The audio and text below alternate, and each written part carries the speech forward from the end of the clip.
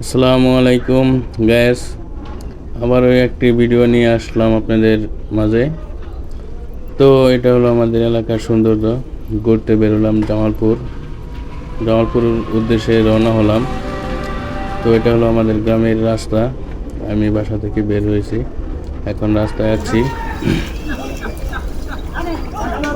হ্যাঁ, আসলাম জামালপুর শান্তিপুরে।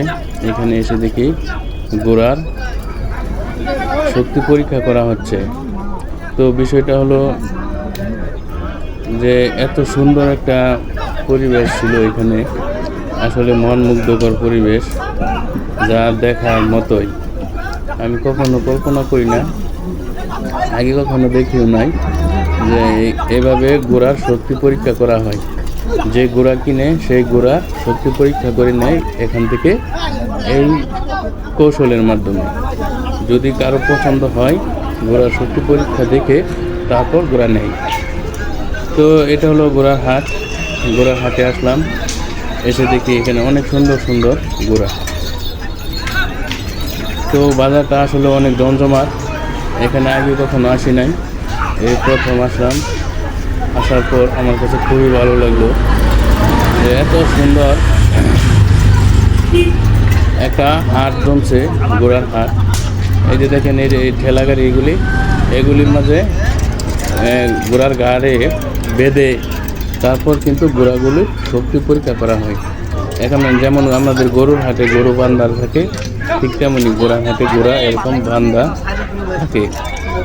যার যেটা পছন্দ হয় তখন এটা এখান থেকে পাইকারের কাছ থেকে কিনে দরদাম সিলেক্ট করে তারপর নিয়ে হারিয়া তারপর ওইখানে গিয়ে ঘোড়ার শক্তিটা কেমন এটা পরীক্ষা করা হয়।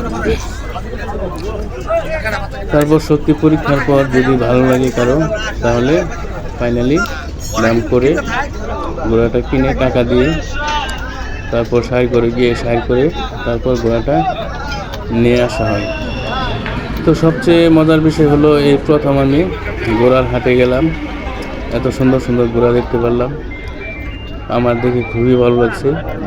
তো আপনাদের জানি কীরকম লাগে অবশ্যই একটু বলবেন। যদি ভিডিওটা ভালো লাগে অবশ্যই একটু বলবেন এবং লাইক কমেন্ট শেয়ার করে দিবেন। তো আশা করি আপনাদের সকলেরই ভিডিওটা ভালো লাগবে। আসলে দেখার মতো একটা দৃশ্য, যে কত সুন্দর সুন্দর ঘোড়া, এখানে বাচ্চা ঘোড়া আছে।